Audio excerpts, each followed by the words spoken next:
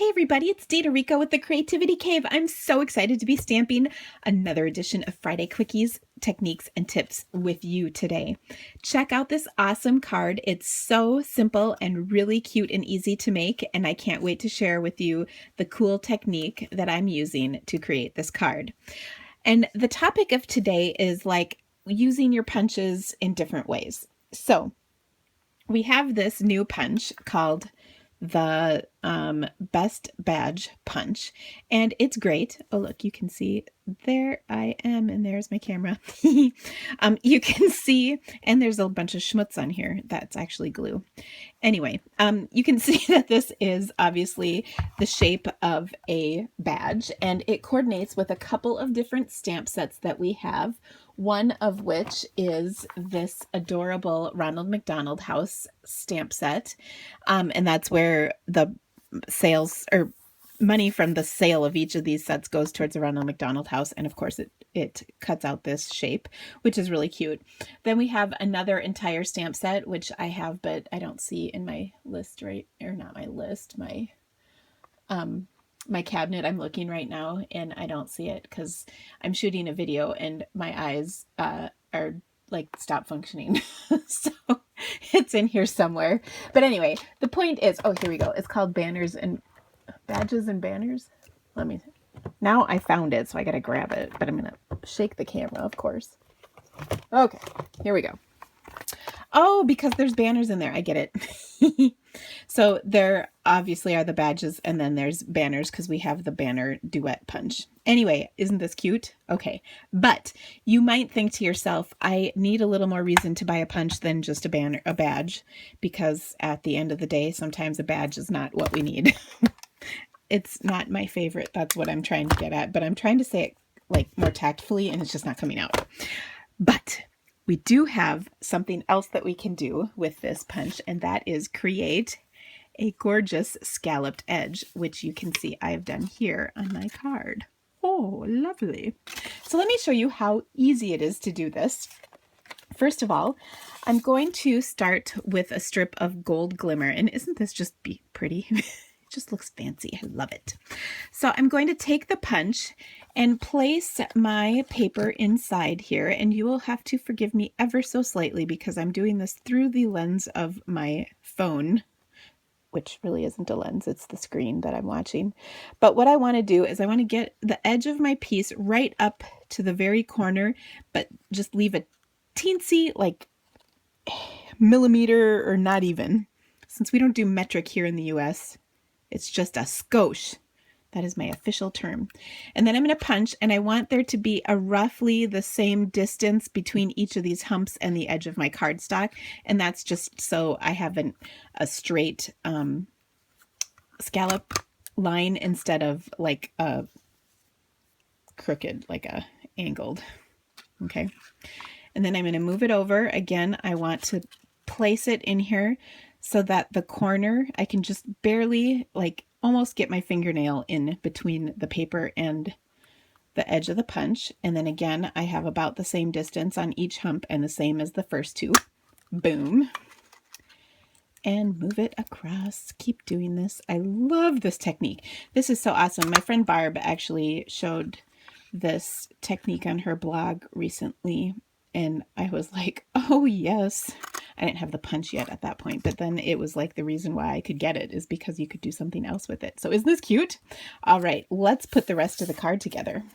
So I'm going to start, well, first of all, let's be honest, we need to protect our work surface. By the way, the paper I'm using in my work surface, it's not wood, it's paper. It's bulletin board paper from Hobby Lobby. I mention that because in almost every single video I post, someone asks. And as much as I love answering your questions, that one is repeated all the time. So I'm happy to share that information with you. In fact, I feel like I need a disclaimer under my YouTube channel name that says that. Okay. So I'm going to bring my trimmer in here because I want to trim off a little of that cardstock so that I can create a cute little row of flowers to peek out. And so I basically line my score line or my fold on the 3.5 inch mark. And that is how I get the placement for this. So I'll do that quick and cut. So I'm cutting off about 3/4 of an inch. How do you like that for special measurements? You know, I don't like to give special measurements all that often. Okay, and then I'm going to use the Perfectly Wrapped stamp set, and I love this set because it's so cute. I love the circle dots. I love these cute little flowers. I love the dotted background, and of course these cute little borders. Oh my gosh, there's so much you can do with that. And definitely watch for me to continue using this set because, like I said, I do think it's adorable. So I'm going to take the smaller of the two flowers. I guess there's two little teeny ones too, but so the medium-sized one. And I'm just going to stamp it randomly, going off the edge down the side of my card here. And I just think this is such a cute little touch to add. You can see it just peeks out. Then I will put some fast fuse on the back of my card so that I can adhere that glimmer strip behind. So I am putting a full length strip, and then I just want a little bit of this to peek out. I don't want like tons of it. And then I will adhere it. Isn't that adorable? Okay, but I'm not done yet. I need to add something more to the card to finish it off, obviously. I'm just reaching for my gold metallic thread because I'm going to add some of that. Okay, but I want to do the dots because, like I said, I think they're super cute. Okay, so to do that, I've just got a scrap of white cardstock here. I'm going to grab my black ink pad, which is, as always, missing. Here we go. It was just behind me. And I will stamp those dots like so.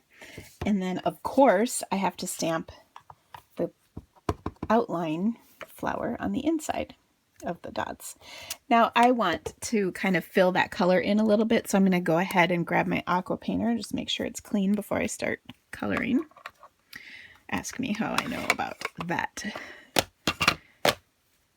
Okay, and then I'll just color in my little flower.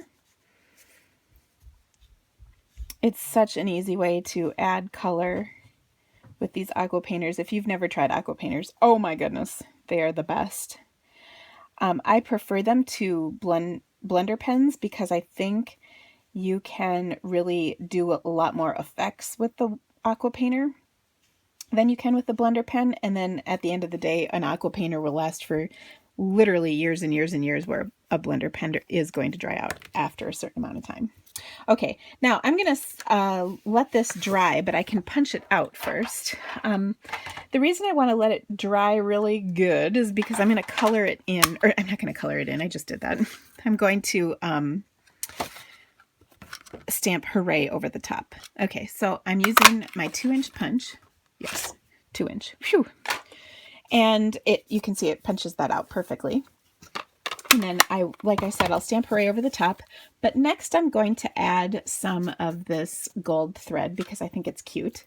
So to do that, I always take my thread and wrap it around 3 or 4 of my fingers. It depends on what shape I'm doing behind. And I go around, 8-10 times, however many feels good for what I'm doing. If it's a bigger item, I'll kind of spread my fingers out as I'm wrapping it, although that would be pretty big. If it's a smaller item, then I only do 2 or 3 fingers because that'll give me a tighter circle of thread. Okay, and then what I want to do is put some fast fuse down, which is going to hold it in place. And I think if you do kind of a T or an X in this case, what you can do is really just lay it on top, and if it's not perfect, that's okay. And then just as long as you get some of the threads stuck in there, it'll stick just fine. And then you just want to make sure that you have the right size so that it will peek out. Okay, and I will then, well, actually I got to stamp my Hooray. Hopefully this is dry. I just blew on it. Hopefully I didn't spit on it too, because that would probably defeat the purpose. Okay. Hooray! Hooray, it's my day. So I have to tell you guys, you gotta stay tuned. I am taking my daughter to her very first concert tonight. We are driving up to St. Paul, Minnesota for the 21 Pilots concert at the XL Energy Center. And oh my gosh, that should be interesting. I feel like all of a sudden really old, and I think it's because we're going to this concert. I have no idea what's going to happen. I only know a couple of their songs. And that's a new sensation for me as a parent. Yikes. Okay, so I kind of messed up my thing. This should stick under there. But, oops, that's too far. Just shove it in there. There. See? Perfect. Okay, so let me show you a couple other things. First of all, I have another card that I did with basically the same layout. Love this. This is from the stamp set. Let me grab it. It's just over here. And I can't think of the name.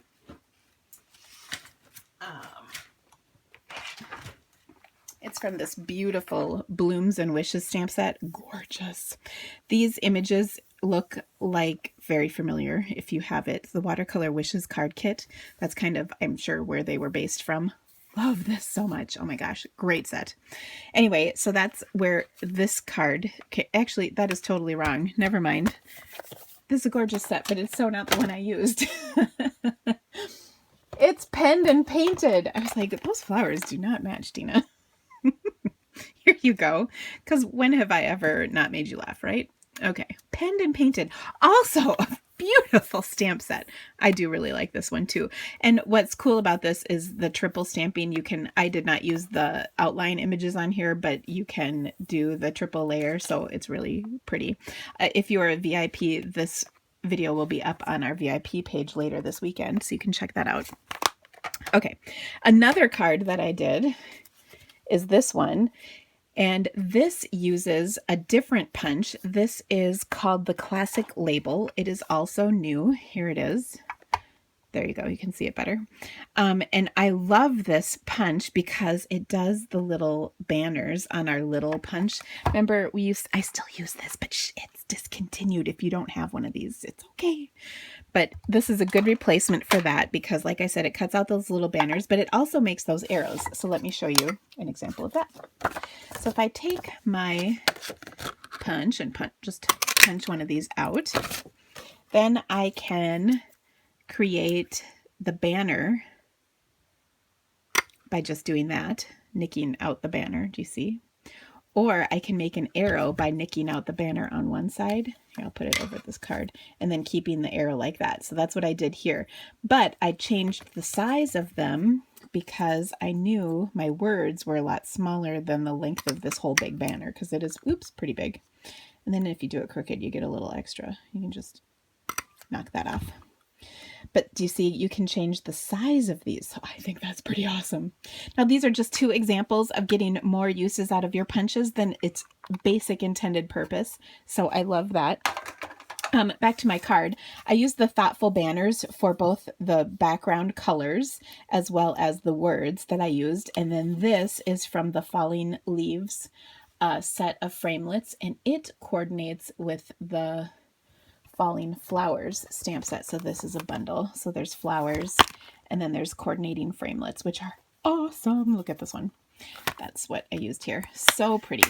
Anyway, I hope you enjoyed these cards and check out my blog. The link in the description of this video will have all the details, as well as you can check out the online store to buy anything you might need. And I so appreciate it if you do.